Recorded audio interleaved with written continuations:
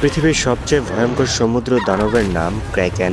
শত শত বছর ধরে সবাই ভেবে এসেছিল এটা শুধু কিংবদন্তি, কিন্তু যেদিন এই দানব জেগে উঠল সেদিন কয়েক সেকেন্ডের মধ্যেই বিশাল বিশাল জাহাজ সমুদ্রের তলায় হারিয়ে যেতে শুরু করলো। এর বিশাল সুরের মধ্যেই কেউ একবার জড়িয়ে পড়লে আর জীবিত ফিরে আসার কোনো সুযোগ থাকে না। কিন্তু প্রশ্ন হলো, এমন দানবকে কি মানুষ থামাতে পেরেছিল, নাকি পুরো সমুদ্রটাই তার রাজ্যে পরিণত হয়েছিল? আজ আমরা এরকমই একটি 2025 সালে ক্র্যাকেন নামে মুভির গল্প জানতে চলেছি। গল্পের শুরুতে আমরা দেখতে পাই আর্কটিক মহাসাগরে জুলিয়া এবং অস্কার নামে দুজন ব্যক্তিকে। তারা পানির মধ্যে কিছু এক্সপেরিমেন্ট করছিল, তখন অস্কারের কাছে কন্ট্রোল রুম থেকে কল করে তাকে জানানো হয় এখানে কিছুক্ষণের মধ্যে বড় সড়োটা ঝড় হবে, তারা যেন সেখান থেকে স্থান ত্যাগ করে। আর অন্যদিকে দেখা যায় একটি রাশিয়ান সাবমেরিন সেই মহাসাগরের উপর দিয়ে যাচ্ছে, এবং সেই সাবমেরিনে থাকা কয়েকজন পানির নিচে একটা আওয়াজ শুনতে পায়, এবং তারা ভাবে এটি সাধারণ কোনো আওয়াজ না, এটা কোনো প্রাণীর আওয়াজ হতে পারে। কিছুক্ষণের মধ্যে তারা আবার লক্ষ্য করে সেই সাবমেরিনটা কোনো একটা জায়গার মধ্যে ধাক্কা খায়, এবং সেই সাবমেরিনটাকে কে যেন পানির তলে নিয়ে যাচ্ছে টেনে। এরপর আমরা আবার এদিকে দেখি জুলিয়া এবং অস্কার যেখানে ক্যাম্প করেছিল সেখানে চারপাশে বরফ ভাঙতে শুরু করে। আর অস্কার জুলিয়াকে জানায় যে দ্রুত সম্ভব এখান থেকে বেরোতে হবে, না হলে বড়সড় বিপদে পড়বে। কিন্তু জুলিয়া এক্সপেরিমেন্ট শেষ না করে সে যেতে চাচ্ছিল না। অস্কারের তার জোরাজুরির কারণে এক পর্যায়ে তারা সেখান থেকে যাওয়ার জন্য প্রস্তুতি নেয়। তারা যখন সেখান থেকে ভয়ে পালাচ্ছিল সেখানে পরিস্থিতি খুবই খারাপ হওয়ার কারণে তারা নিয়ন্ত্রণ হারিয়ে সেখানে তারা আহত হয়ে যায়, এবং তারা পিছনে তাকিয়ে দেখে তাদের ক্যাম্পটা সম্পূর্ণ ধ্বংস হয়ে গেছে। এরপর আমরা সেই সাবমেরিনের মধ্যে দেখতে পাই তারা সেখানে এখনো সার্ভাইভ করে চলেছিল। তারা সেখানে আলোর মধ্যে কিছু একটাকে দেখতে পায়, কিন্তু তারা সেখানে কিছুটা বোঝার আগে তাদের সাবমেরিনটা পুরোপুরি ধ্বংস হয়ে যায়। এর পরের দিন সেই রাশিয়ার হেডকোয়ার্টারে তারা খবর পায় যে এই সাবমেরিনটা নিখোঁজ হয়েছে। এটা শুনে তারা খুবই চিন্তিত হয়ে পড়ে, কারণ সেই সাবমেরিনের মধ্যে বিশাল বিশাল যুদ্ধের জন্য অস্ত্র রাখা ছিল। এই জন্য তারা সিদ্ধান্ত নেয় সেখানে উদ্ধারকারী টিম পাঠাবে। আর এর জন্য বেছে নেওয়া হয় যে সাবমেরিনটা নিখোঁজ হয়েছে সেখানকার ক্যাপ্টেনের ছোট ভাই ভিক্টর। তারপর আমরা ভিক্টরকে দেখি তার প্রিমকে নিয়ে সে প্রস্তুতি নিতে থাকে। আর এদিকে আমরা অস্কার এবং জুলিয়াকে দেখতে পাই তারা এখানে সেই বরফের মাঝে সার্ভাইভ করে চলেছিল। তারা কোনোভাবে বুঝে উঠতে পারছিল না তারা এখন কী করবে। তাদের ফোনে সিগন্যাল না থাকার কারণে তারা মেন হেডকোয়ার্টারে ফোন দিতেও পারছিল না।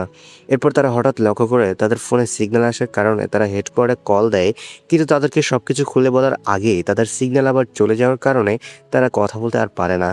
এক পর্যায়ে দেখা যায় তারা দুজন বাঁচার আশা ছেড়ে দিয়েছে। এরই মাঝে জুলিয়া লক্ষ্য করে সেই বরফের মাঝে লাল দাগওয়ালা কিছু আলো দেখা যাচ্ছে। এজন্য তারা সামনে দিকে এগিয়ে দেখে সেটি একটি সাবমেরিনের সিগন্যাল। আর তারা এটা বুঝতে পারে যে এই সিগন্যাল ফলো করে রাশিয়ার সেনারা সেখানে সাবমেরিন খুঁজতে আসবে, এবং তারা হয়তো সেখানে এদের কারণে বেঁচেও যেতে পারে। এই জন্য তারা সেখানে রাশিয়ান সেনাদের জন্য অপেক্ষা করতে থাকে।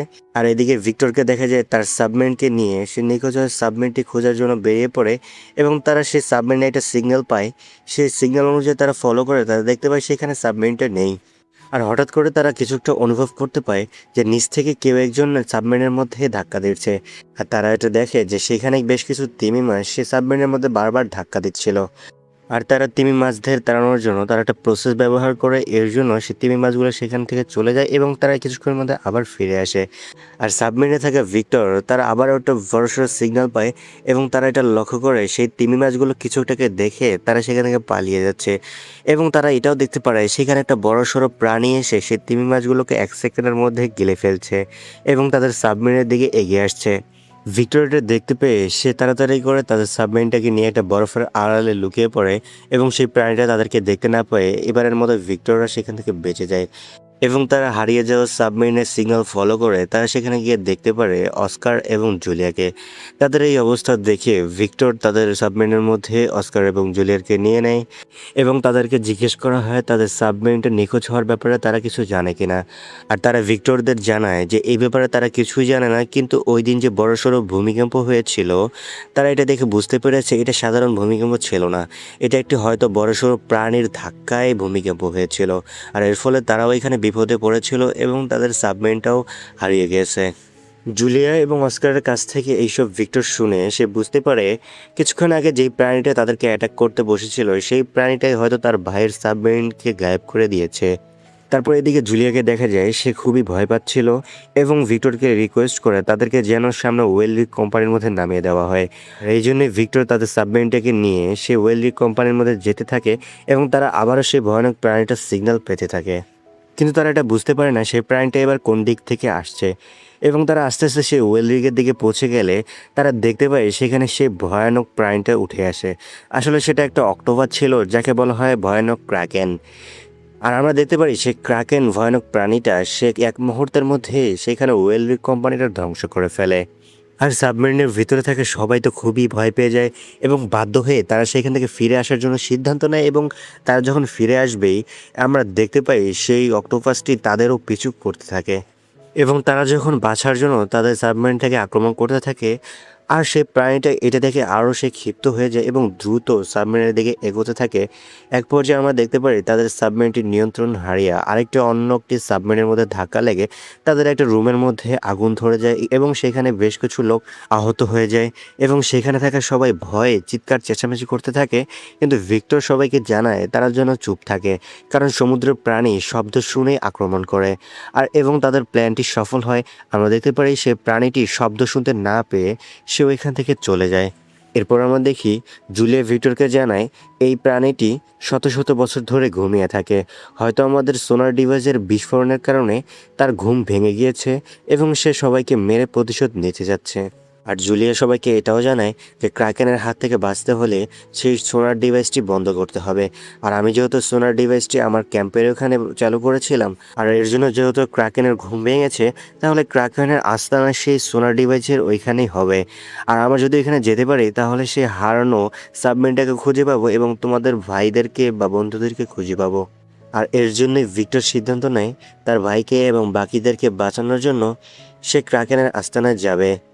আর আমরা দেখতে পারি তার সাথে থাকা বাকি অফিসাররা সেখানে যাওয়ার জন্য রাজি হচ্ছে না, কারণ তাদের সাথে থাকা কয়েকটি অস্ত্র দিয়ে সেই ক্রাকেনের বিরুদ্ধে লড়াই করা অসম্ভব। তারপর দেখি ভিক্টর সবাইকে বুঝিয়ে সুঝিয়ে তারা বাধ্য হয়ে সেইখানে যাওয়ার জন্য প্রস্তুতি নেয়। আর এক পর্যায়ে আমরা দেখতে পারি তারা সেই ক্রাকেনের আস্থানার মধ্যে চলে আসে এবং তারা ক্রাকেনের আস্থানায় নামার জন্য ভিক্টর দুই একজনকে নিয়ে ছোট্ট একটা সাবমেরিন নিয়ে সেই আস্থানার মধ্যে নেমে পড়ে এবং তারা সেখানে দেখতে পায় হাজার হাজার বছরের পুরনো বিশাল বড় বড় সাবমেরিন এবং জাহাজ সেখানে ধ্বংস অবস্থায় পড়ে আছে। এবং তারা এটা বুঝতে পারে এতদিন ধরে যেই ক্রাকেনের গল্প শুনে আসছিল সেটা আসলে মিথ্যে নয়, সেটা আসলে একটি সত্য ঘটনা।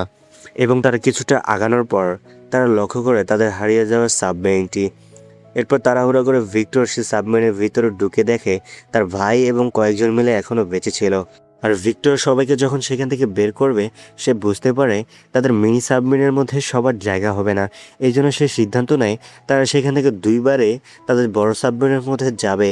আর এর জন্যই ভিক্টর প্রথমবার কয়েকজনকে পাঠিয়ে দেয়।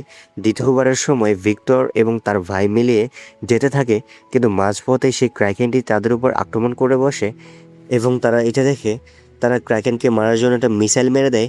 কিন্তু তাদের একটা ভুলবশত একটা সুইচ টিপে সেখানে একটা সিগন্যাল চালু হয়ে যায়।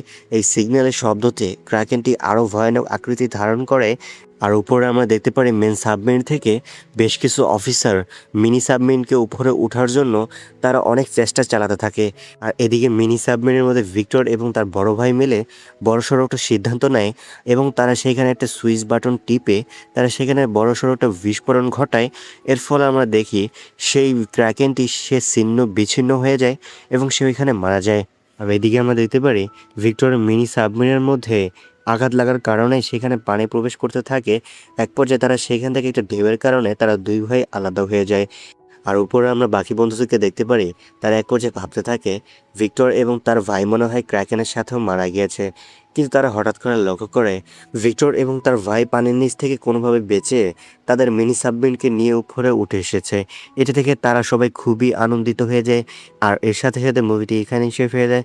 সো বন্ধুরা, ভিডিওটি যদি ভালো লেগে থাকে তাহলে অবশ্যই চ্যানেলটি সাবস্ক্রাইব করে এই ভিডিওটি একটা লাইক দিয়ে দাও। তোমার সাথে দেখা হবে নেক্সট কোনো পরবর্তী ভিডিওতে।